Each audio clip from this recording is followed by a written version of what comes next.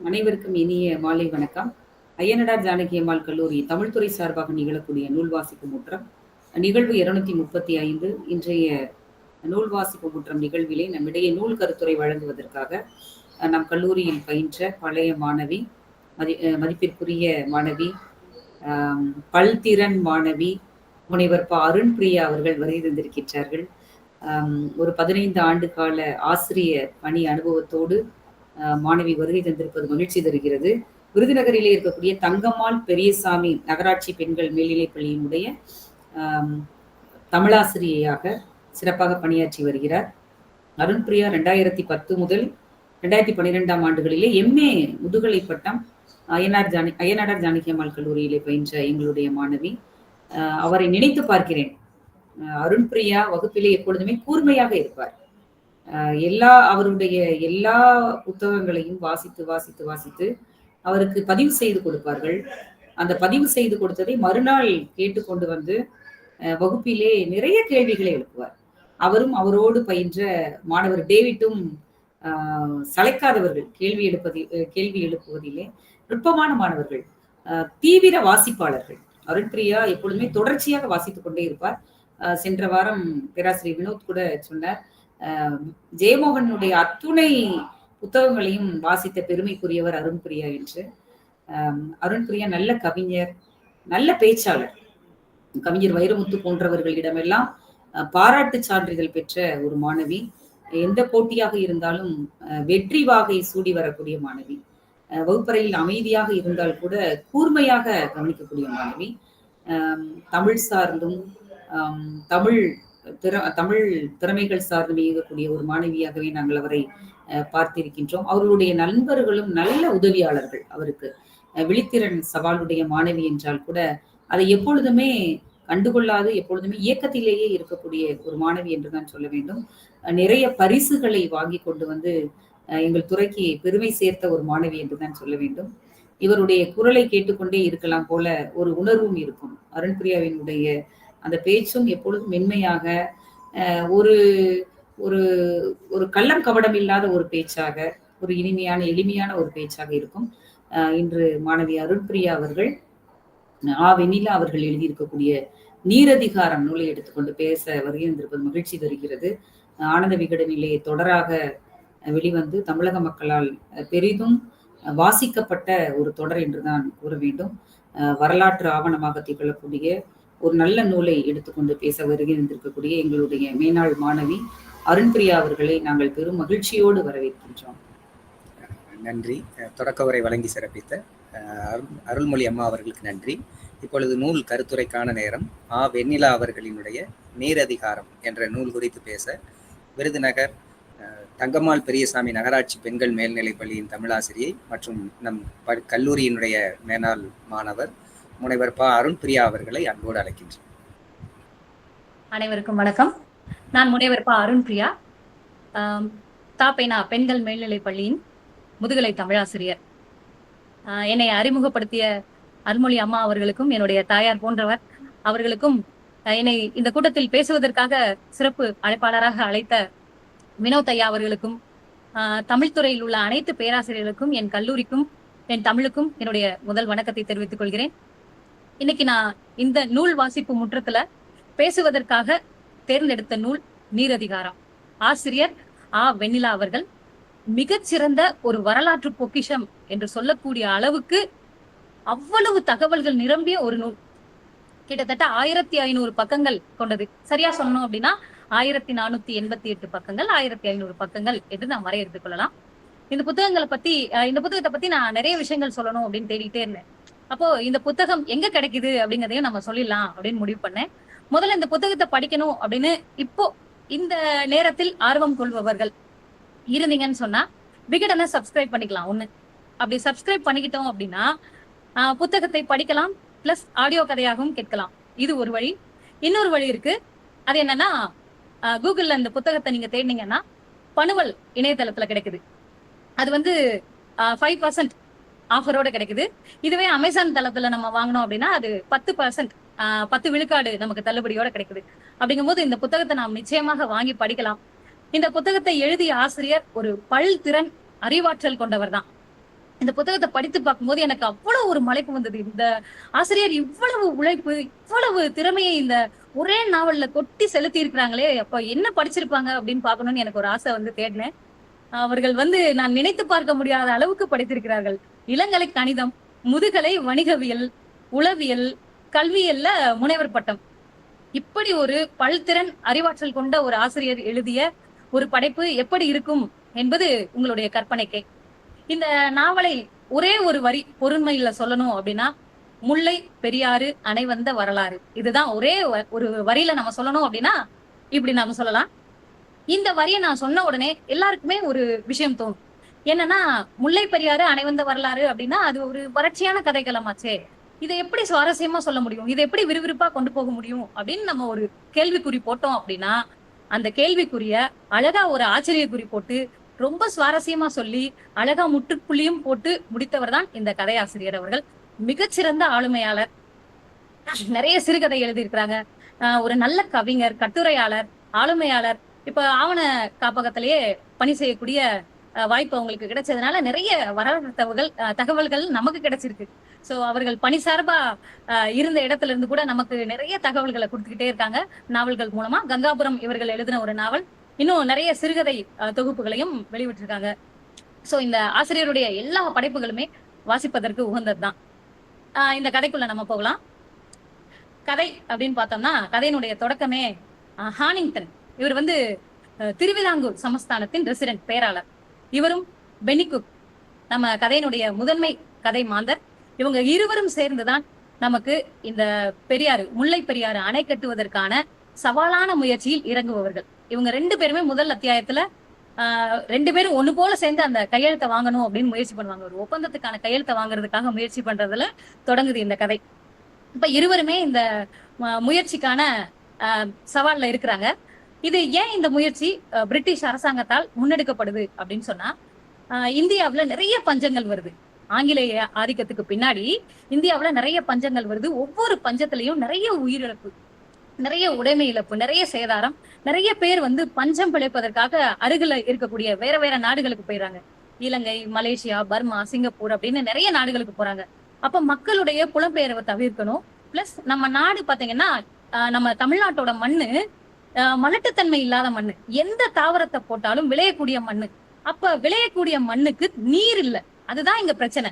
அப்ப நம்ம நீராற்றல இவங்களுக்கு பகிர்ந்து கொடுத்தோம் அப்படின்னு சொன்னா நிச்சயமா அந்த மண் விளையும். அப்போ இங்க பஞ்சம் ஏற்படாது அப்படின்னு சொல்லி ஒரு முடிவுக்கு வராங்க பிரிட்டிஷ் காலனி. இவங்க ஏன் இந்த முடிவுக்கு வராங்க? இவங்க பிரிட்டிஷ் காலனி அப்படின்னு சொன்னாலே நமக்கு ஒரு ஐடியா இருக்கும். என்னன்னா, மக்களை சுரண்டுபவர்கள், காலனி ஆதிக்கத்துக்காக ஆசைப்படுபவர்கள், இந்த மாதிரி எல்லாம் ஒரு எதிர்மறை ஒரு எதிர்மறையான ஆளுமை அப்படின்னு நம்ம அவங்கள நினைச்சுக்கிட்டு இருக்கோம். ஆனா அவங்க என்ன பண்ணிருக்காங்க அப்படின்னு சொன்னா, தாங்கள் செய்த எல்லா தவறையும் இந்த முல்லை பெரியாறு அணையை உருவாக்குவதன் மூலம் அடித்து திருத்தி கொண்டார்கள் என்று ஒற்றை வரியில் சொல்லலாம். எத்தனையோ போர்கள், எத்தனையோ கொலைகள், எத்தனையோ உயிரிழப்பு, எல்லாவற்றையும் இந்த முல்லை பெரியாறு அணை கொண்டு திருத்தி கொண்டு போய்விட்டார்கள் என்பதுதான் என்னுடைய ஒற்றை புரிதல். இந்த நாவலை நான் வாசித்ததன் மூலம் நான் பெற்ற புரிதல் அதுதான். சரி, நம்ம இந்த கதைக்குள்ள போயிடலாம். பிரிட்டிஷ் அரசு வந்து ஒரு முயற்சி பண்ணுது. என்ன முயற்சி பண்ணுது அப்படின்னா, முல்லை பெரியாறு அணை கட்டலாம். முல்லை பெரியாறு அணை என்பது நம்ம அப்போ வந்து தமிழ்நாடு அப்படிங்கிற பேர் கிடையாது. இந்த நாவலனுடைய இயங்கு காலத்தை சொல்லிடுறேன். 1884 இருந்து 1895, அதாவது அணை கட்ட வேண்டும் என்ற ஆசை கொண்டதுல இருந்து அந்த அணை கட்டி முடிக்கப்பட்ட காலம் வரைக்கும் தான் இந்த நாவலனுடைய இயங்கு காலம். வெறும் 12 ஆண்டு காலம் தான் இருந்தா கூட இந்த நாவலனுடைய மொத்த இயங்கு காலம் என்ன அப்படின்னா கிட்டத்தட்ட 140 வருஷம். அதாவது 2025 இன்னைக்கு வரைக்கும் இந்த முல்லை பெரியாறு அணை பற்றி பேசிக் கொண்டிருக்கிறோம், பயன்பாடு அடைகிறோம். 2 அரசுகளும் ஒப்பந்தத்தை பற்றி விசாரித்துக் கொண்டும் பேசிக்கொண்டே இருக்கிறோம். இப்போ இந்த நிமிஷம் வரைக்கும் பயன்பாட்டுல இருக்கக்கூடிய ஒரு வரலாறைத்தான் 12 ஆண்டு கால வரலாறு அப்படின்னு நம்ம வாசிட்டு இருக்கிறோம். அப்போ பிரிட்டிஷ் அரசு வந்து முன்னெடுத்தா இந்த நாவல் இந்த திட்டம் வந்து ஒப்பந்தமாக மாட்டேங்குது. என்ன காரணம் அப்படின்னா, திருவிதாங்கூர் சமஸ்தானம் கையெழுத்து போட மாட்டேன்னு தாமதப்படுத்திக்கிட்டே இருக்கிறாங்க. என்ன காரணம் அப்படின்னு கேக்குறாங்க. என்ன காரணமா இருந்தாலும் சரி, நாங்க வந்து எங்களுடைய நிலத்தையும் எங்களுடைய தண்ணீரையும் நாங்கள் பகிர்ந்து கொடுக்க மாட்டோம் அப்படின்றாங்க. ஏன் பகிர்ந்து கொடுக்க மாட்டேங்கிறீங்க? இந்த இடம், அதாவது அணை கட்டுறதுக்கு தேவையான இடம் பாத்தீங்கன்னா 100 ஏக்கர். இந்த அணை தண்ணீர் இருக்கு இல்லையா, அதை சேமித்து வைக்கக்கூடிய இடம் 8000 ஏக்கர். இந்த 8100 ஏக்கர் நிலமும் திருவிதாங்கூர் சமஸ்தானத்துல இருந்து நாம பெறணும். அந்த எல்லா இடமுமே பாத்தீங்கன்னா அடர் வனத்துக்குள்ள இருக்கு.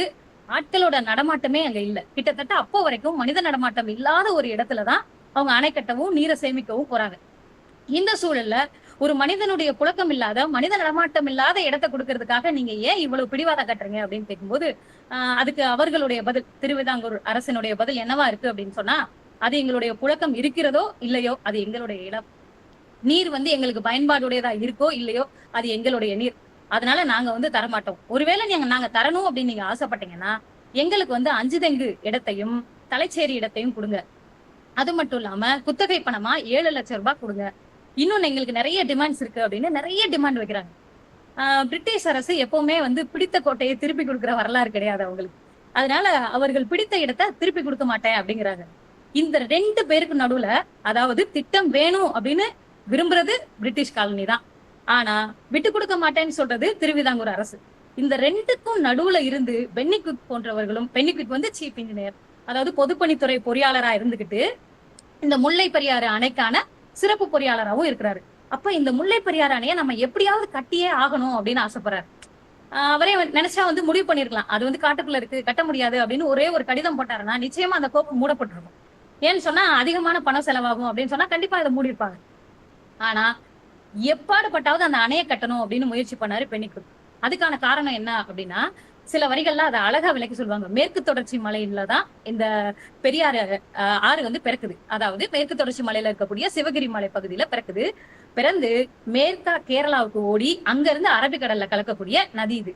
இதனுடைய பிரபாகம் ரொம்ப காட்டுத்தனமா இருக்கும். அதாவது ஒரு காட்டாறு எந்த இடத்தில் தோன்றியதோ அந்த இடத்திலிருந்து காட்டுத்தனமாக நடைபோடக்கூடிய ஒரு ஆறு. இந்த ஆறைத்தான் திசை மாற்றி அணை கட்டி சுரங்கம் வழியாக நம்மளோட வைகையோட இணைக்கணும் அப்படின்னு நினைக்கிறாரு பென்னிக்விக். ஏன், என்ன காரணம்னா, ஒரே ஒரு மேற்கு தொடர்ச்சி மலை, அதுக்கு அந்த பக்கம் இருக்கிறது திருவிதாங்கூர், அதாவது கேரளா, இந்த பக்கம் இருக்கிறது மதுரை, அதாவது நம்மளுடைய மதுரை, சங்க காலத்துல இருந்து நாம சிறப்பா போற்றி கொண்டாடி கொண்டு இருக்கக்கூடிய மதுரை. ஆனா அந்த பக்கம் இருக்கிற கேரளா ஆசீர்வதிக்கப்பட்ட ஒரு நாடா இருக்கு. இந்த பக்கம் இருக்கக்கூடிய மதுரை இப்போ ஓரளவுக்கு நல்லா இருந்தாலும் 1800கள்ல மிகவும் வறண்ட நிலமா, கிட்டத்தட்ட பாலைவனம் மாதிரி காட்சி அளிச்சது. காரணம் என்ன அப்படின்னு சொன்னா, நம்மளுடைய மதுரை ஒரு மலைமறைவு பிரதேசமா இருக்குது. ஏன்னா வரக்கூடிய மலைகள் எல்லாத்தையும் இந்த மலை மவுண்டன் மறைச்சுக்கிறதுனால மதுரைக்கு அதிகமான தண்ணி இல்ல, நீர்வரத்து இல்ல. இருக்கிற நீரையும் எப்படி பயன்படுத்துவது, எப்படி பகிர்ந்து கொள்வது அப்படிங்கிற ஒரு ஆற்றல் நம்ம கிட்ட இல்ல. அந்த ஒரு தன்மை நம்ம கிட்ட இல்லாம இருந்ததுனால நமக்கு அதிகமான வறட்சியும் அதிகமான பஞ்சமும் வந்துட்டு இருந்தது. அப்ப ஒரு மலைக்கு அந்த பக்கம் இருக்கும் ராஜ்யம் வெள்ளத்திலும், இந்த பக்கம் இருக்கும் ராஜ்யம் பஞ்சத்திலும் அடிபட்டு கொண்டே இருக்குது. அப்ப இதுக்கு நம்ம ஒரு முடிவு பண்ணணும் அப்படின்னு சொல்லி முடிவு பண்றாரு. யாரு? நம்ம சீஃப் இன்ஜினியர் பென்னிக்விக். அப்ப இந்த முடிவை அவர் செயல்படுத்தணும் அப்படின்னு நினைக்கிறாரு. அதுக்காக மதுரை, கம்பம், கூடலூர், தேனி, ஒவ்வொரு இடமா ஒவ்வொரு கிராமமா காலார நடக்கிறாரு, குதிரையில போறாரு, ஒவ்வொரு மனிதர்களையும் சந்திக்கிறாரு. இப்ப ஒருவேளை நானு முல்லை பெரியாறு அணையை கட்டி தண்ணியை திறந்து விட்டேன்னு சொன்னா அதனுடைய பயன்பாடு யார் யாருக்கு போகும், எந்த அளவுக்கு அவங்க பயனடைவாங்க அப்படின்னு ஒவ்வொன்றையா தேடி தேடி பாக்குறாரு. இப்ப நிறைய மனிதர்களை சந்திக்கிறாரு, அவர்களுடைய வேதனையான வாழ்க்கை முறையை தெரிஞ்சுக்கிறாரு. சோ இதன் மூலமா மக்களுக்காக நம்ம இந்த அணையை கட்டணும் அப்படின்னு அவர் நினைக்கிறாரு. ஆனா பிரிட்டிஷ் காலனி எதற்காக இந்த அணையை கட்டணும் அப்படின்னு நினைக்குதுன்னு சொன்னா, அவங்களுடைய மகாராணிக்கு அவப்பேறு ஏற்படக்கூடாது. ஏன்னு சொன்னா 1857ல சிப்பாய் புரட்சிக்கு பின்னாடி நம்மளுடைய இந்தியாவை நேரடியாக ஆண்டவர் மகாராணி.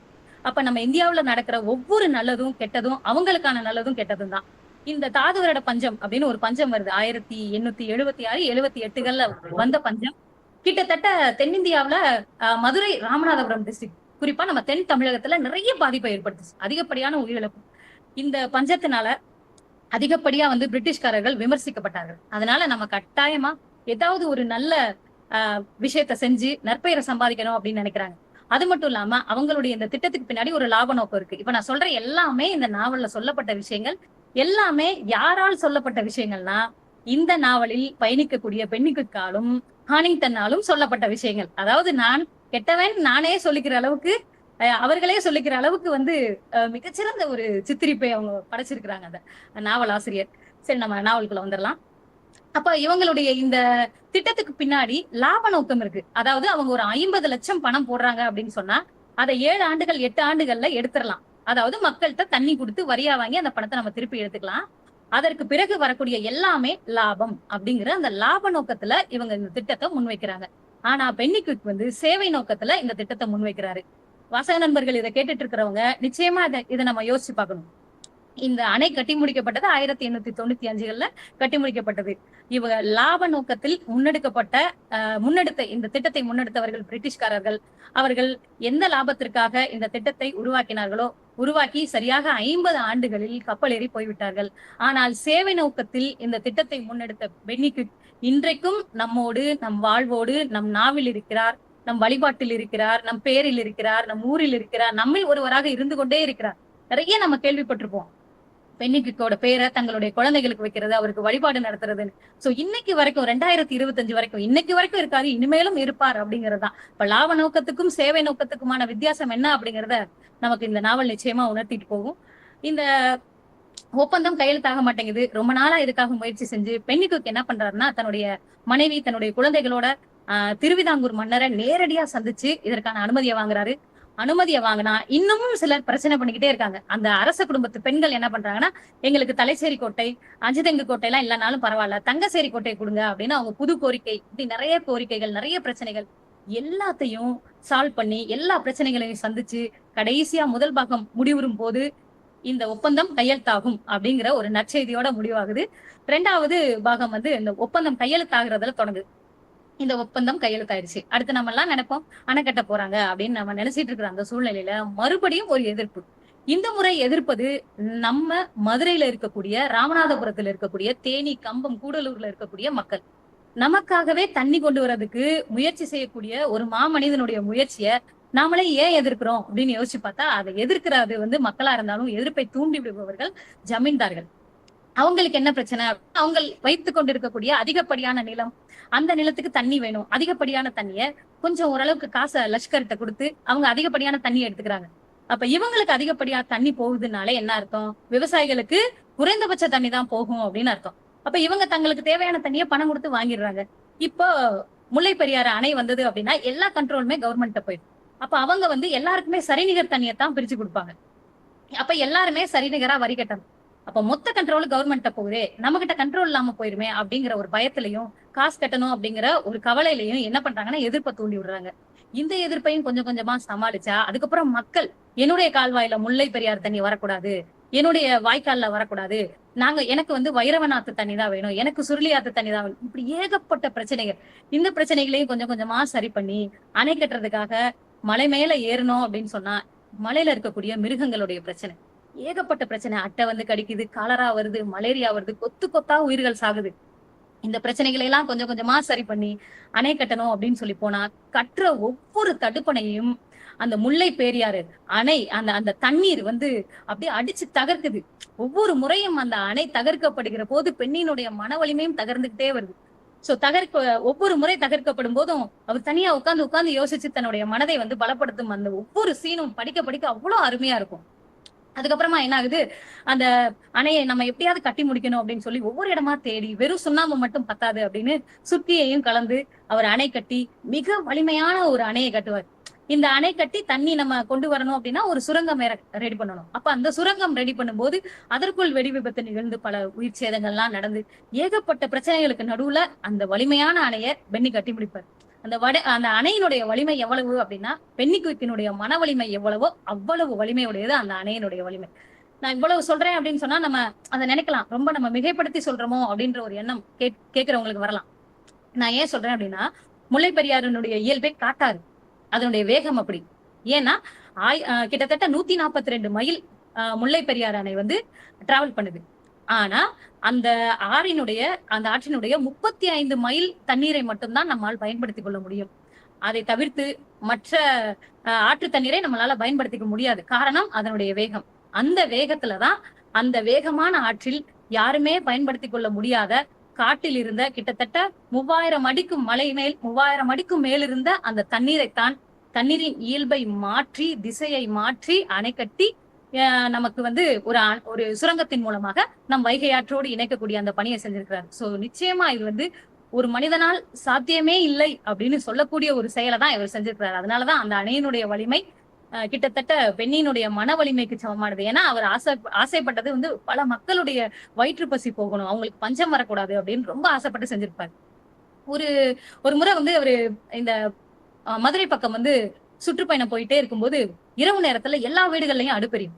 அப்ப அடுப்பெரியும் போது ஏன் இந்நேரத்துல அடுப்பெரியுது அப்படின்னு சொல்லும்போது ஒரு சாமானிய மனிதர் சொல்லுவாரு, ஐயா நாங்க வந்து காலையில இருந்து மாலை வரைக்கும் உழைக்கணும். அந்த உழைத்து நாங்கள் பெற்ற தானிய தவசத்தை கொண்டு வந்துதான் சோறாக்குவோம். அதுல தண்ணிய ஊத்தி தான் மறுநாள் மதியானம் வரைக்கும் எங்களுக்கு சாப்பாடு நடக்கும்.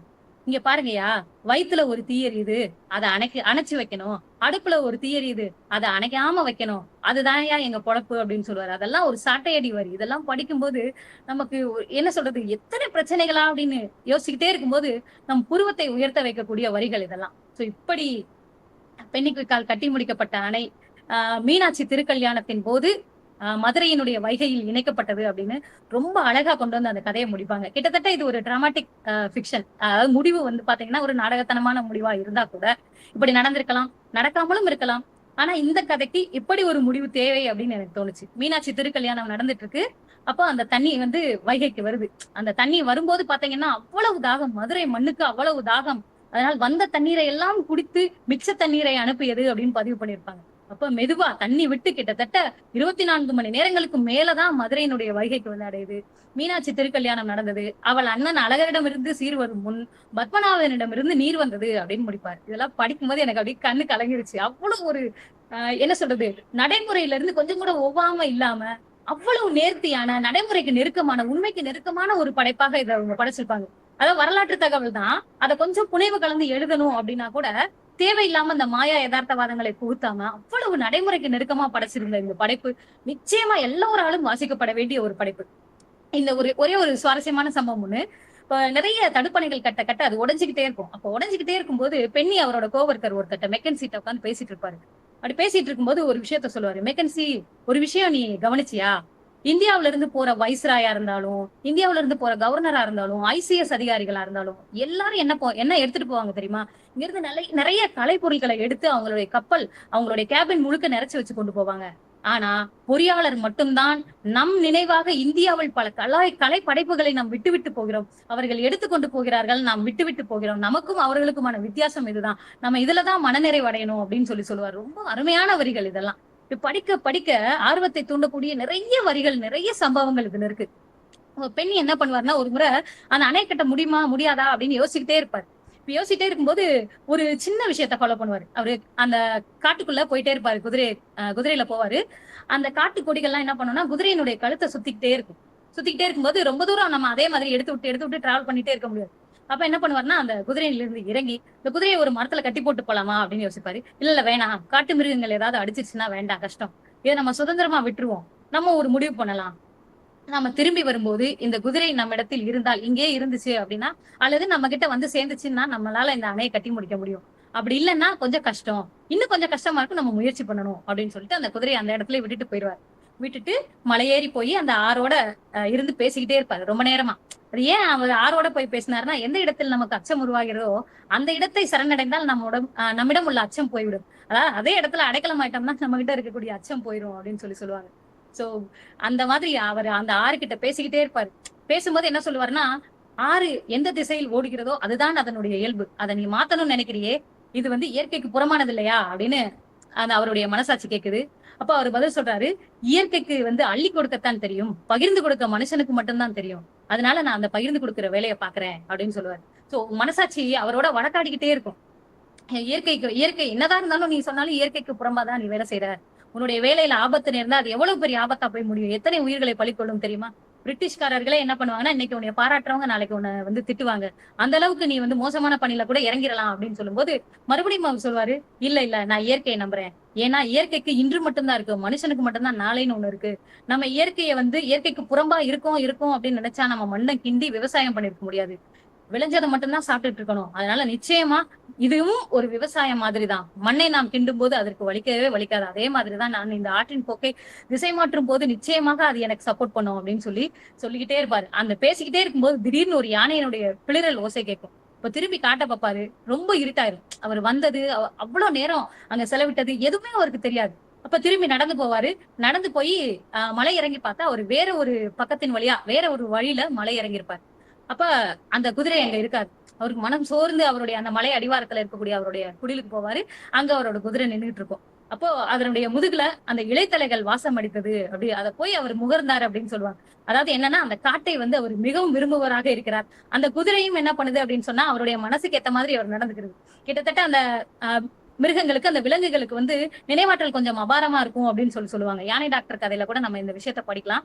ஒருவேளை அதன் காரணமா கூட அது வந்திருக்கலாம். ஆனாலும் பெண்ணினுடைய மன ஓட்டம் இப்படி இருந்ததுன்னு பதிவு செய்யறதன் வழியா இந்த ஆசிரியர் என்ன பண்றாருன்னா இந்த நாவலுக்கும் நமக்குமான இடைவெளியை குறைக்கிறாங்க. கிட்டத்தட்ட நானும் இது மாதிரி நிறைய விஷயங்கள் நினைச்சிருக்கேன். நான் வந்து ஒரு விஷயம் மனசுல நினைச்சிட்டு இது நடந்தா நான் நினைக்கக்கூடிய மிகப்பெரிய விஷயம் நடக்கும் அப்படின்னு நினைச்சிருக்கேன். கிட்டத்தட்ட நம்மை மாதிரி நாம் மனதில் சிந்திப்பதை மாதிரி ஒரு பெண்ணுக்கு சிந்திக்கிறார் அப்படிங்கும் போது நமக்கு அந்த படிக்கிறதுல உள்ள விறுவிறுப்பு கூடும். நம்ம வேகமா வாசிக்கணும், இன்னும் வாசிக்கணும் அப்படிங்கிற எண்ணம் வரும். சோ அந்த மாதிரியான இடங்கள் இங்க நிறைய இருக்கிறது. பசியை பற்றி நிறைய இடத்துல சொல்றாங்க. அதுல ஒரு இடம் ரொம்ப சுவாரஸ்யமானது. பசி என்பது எப்படிப்பட்டது அப்படின்னு சொன்னா, பசி என்பது ஒரு கடவுளா. ஏன்னா மனித குலத்தின் மேடு பள்ளத்தை நிரப்பக்கூடிய கடவுள் பசியை தவிர வேறு யாராக இருப்பார் அப்படின்ற ஒரு வார்த்தை இப்படி சுளீர்னு அடிக்கிற ஒரு சாட்டை அடி மாதிரி. ஒரு பஞ்சம்னு வந்துச்சுன்னா என்னையா பணக்காரன், என்னையா ஏழை, எல்லாருமே ஒண்ணுதான் அப்படின்னு சொல்லக்கூடிய அந்த வரிகள் நிஜமா கிட்டத்தட்ட நாம் மதித்து போற்றக்கூடிய இலக்கியங்களுக்கு இணையாக படிக்கக்கூடிய பல விஷயங்கள் இந்த நாவல்ல இருக்கு.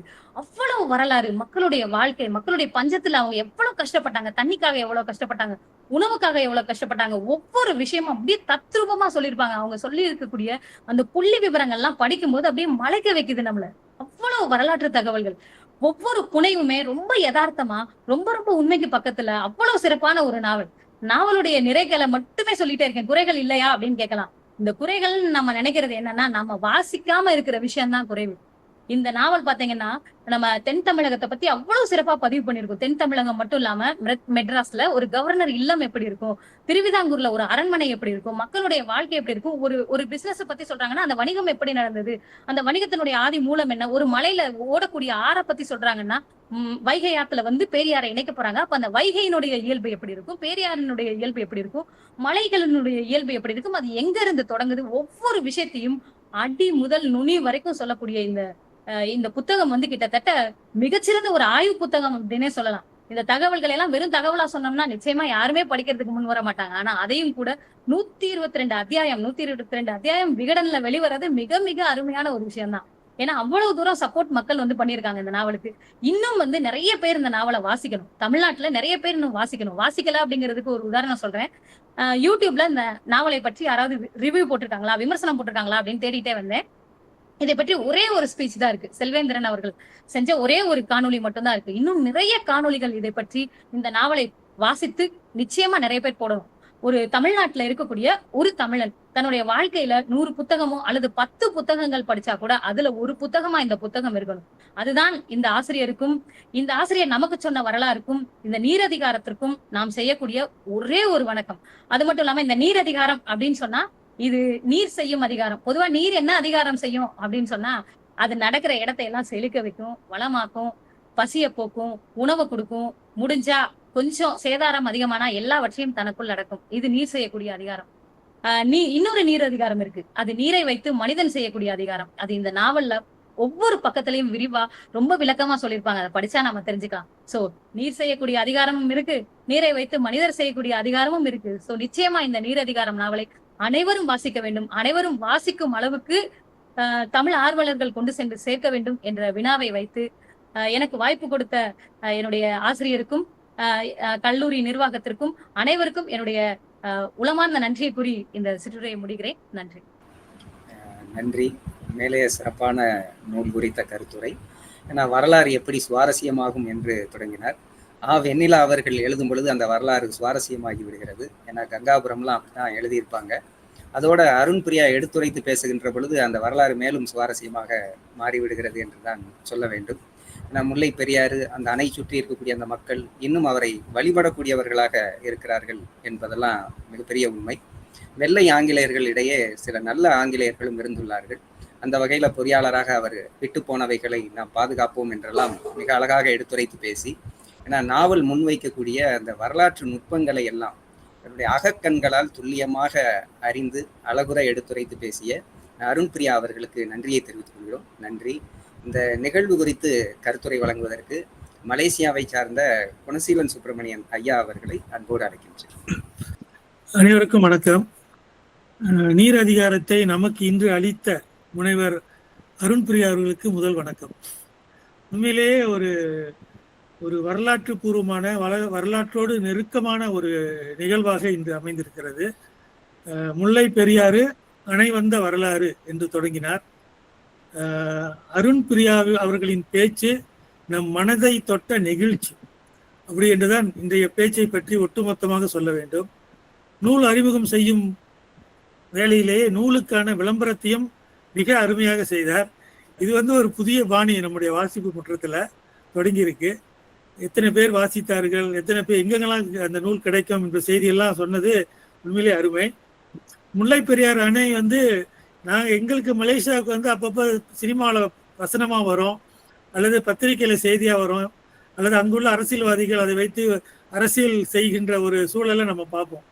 ஆனால் அதனுடைய வரலாறு, அதனுடைய போராட்டம், அதனுடைய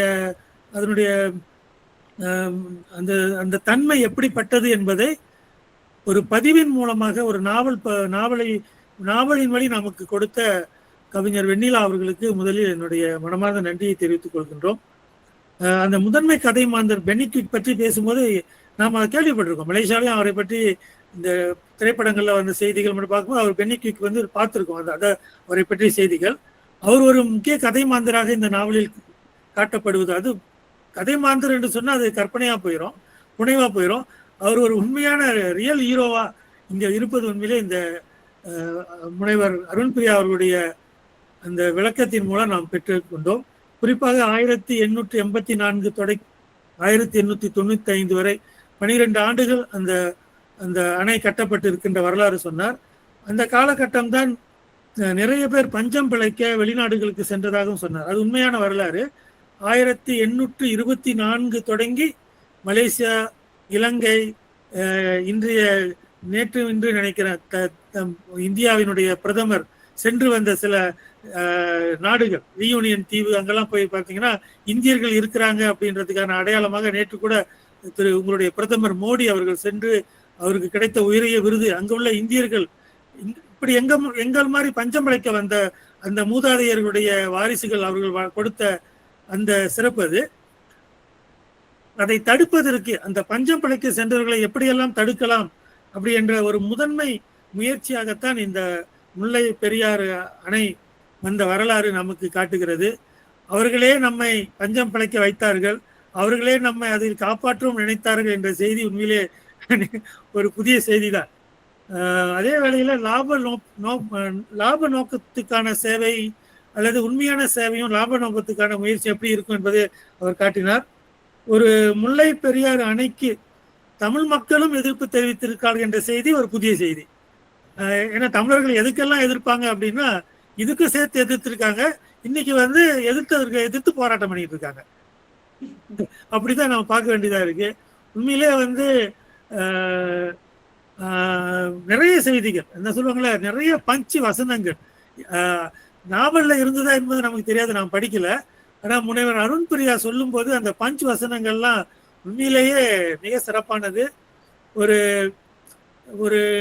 ஒரு நெகிழ்வான ஒரு வரலாற்றை நமக்கு படம் பிடித்து காட்டிய, இதான் சொல்ல, உண்மையிலே படம் பிடிப்பு தான் நடந்தது. ஒரு வரலாற்றை, உண்மைக்கு நெருக்கமான வரலாற்றை நமக்கு மிகச்சிறந்த முறையில் படம் பிடித்து காட்டிய முனைவர் அருண்பிரியா அவர்களுக்கு மீண்டும் என்னுடைய வாழ்த்தும் வணக்கமும் நன்றியும். நன்றிங்கய்யா. கருத்துரை வழங்கி சிறப்பித்த குணசீலன் சுப்பிரமணியன் ஐயா அவர்களுக்கு நன்றி. நிறைவாக நன்றி உரை வழங்குவதற்கு தமிழ்துறை உதவி பேராசிரியர் சிவஞானம் அவர்களை அன்போடு அழைக்கின்றோம். அனைவருக்கும் வணக்கம். சிவகாசி ஐயனார் ஜானகி அம்மாள் கல்லூரியின் தமிழ்துறை சார்பாக நிகழும் பன்னாட்டு அளவிலான நூல் வாசிப்பு முற்றம் நிகழ்வு 235. இந்நிகழ்வினை நாங்கள் தொடர்ந்து நடத்துவதற்கு அனுமதி அளித்த எம் கல்லூரி தாளாளர், முதல்வர் உள்ளிட்ட பெருந்தகைக்கு நன்றி. தொடக்க உரையாற்றி சிறப்பு விருந்தினரை அறிமுகம் செய்த முதுகலை தமிழ்துறை தலைவர் முனைவர் நா. அருள்மொழி அம்மா அவர்களுக்கு நன்றி. இளநிலை தமிழ்துறை தலைவர் முனைவர் தா. சந்திரகுமார் ஐயா அவர்களுக்கு நன்றி. இன்றைய நூல் கருத்துரையாளராக நம்மிடையே விருதுநகர் தங்கம்மாள் பெரியசாமி நகராட்சி பெண்கள் மேல்நிலைப் பள்ளியின் தமிழ் ஆசிரியர், முன்னாள் அஞ்சாக் கல்லூரியின் தமிழ் மாணவர் முனைவர் பா. அருண்பிரியா அவர்கள் வெண்ணிலா எழுதிய நீர் அதிகாரம் என்னும் நூல் குறித்து சிறப்புரையாற்றினார்.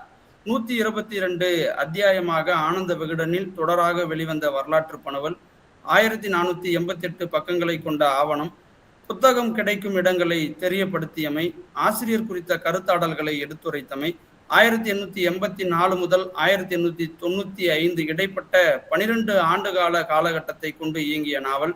பென்னிக்விக், மெக்கன்சி கதாபாத்திரங்களை கொண்டு இயங்கியமை, திருவிதாங்கூர் சமஸ்தானம் அணை கட்டுவதற்கு மறுப்பு தெரிவித்தல், பிரிட்டிஷாரிடம் பல்வேறு விதமான கோரிக்கைகளை திருவிதாங்கூர் சமஸ்தானம் முன்வைத்தல், பென்னிக்விக் அணை கட்டுவதற்கு முயற்சி செய்தல், தோன்றிய இடத்திலிருந்து பிரவாகம் எடுக்கும் அணையாக கருதியமை, பென்னிக்விக்கின் செயல் திட்டம், மதுரை, தேனி, கம்பம் போன்ற இடங்களை நோக்கிய பயணம், பிரிட்டிஷ் மகாராணிக்கு அவப்பேர் எழக்கூடாது என்ற எண்ணத்தில் நட்பேருக்காகவும் லாப நோக்கில் செயலாற்றுதல், பென்னிக்விக் சேவை நோக்கில் செயலாற்றியதன் பொருட்டே நம் நினைவில் இன்றளவும் நிற்கின்றார் என்றமை, அரசியர்கள் முன்வைக்கும் கோரிக்கைகளை சரி செய்யும் பென்னிக்விக், ஜமீன்தார்களிடமிருந்து எதிர்ப்பு குரல் வருதல், ஒவ்வொரு அணையும் கட்டும்போது நீரின் வேகத்தால் தகர்க்கப்படுதல், பென்னிக்விக் தன் தீரா மன வலிமையால் சுரங்கத்தின் வழியாக அணையை கட்டி முடித்தல், வறுமையையும் பிரச்சனையும் கண்முன் காட்சிப்படுத்திய வரிகளை எடுத்துரைத்தமை, தாகத்தால் இருந்த வைகை பென்னிக்விக்கின் முயற்சியால் தாகம் தீர்ந்தமை, எந்த இடத்தில் அச்சம் தோன்றுகிறதோ அந்த இடத்தில் தஞ்சமடைந்தால் அச்சம் போய்விடும் என்றமை,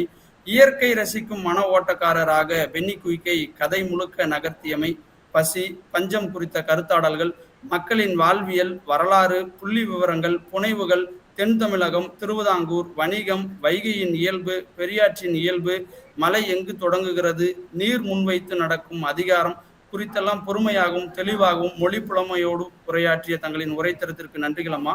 இன்றைய நிகழ்வு குறித்து கருத்துரை வழங்கிய மலேசியாவைச் சேர்ந்த முனைவர் குணசீலன் சுப்பிரமணியன் ஐயா அவர்களுக்கு நன்றி.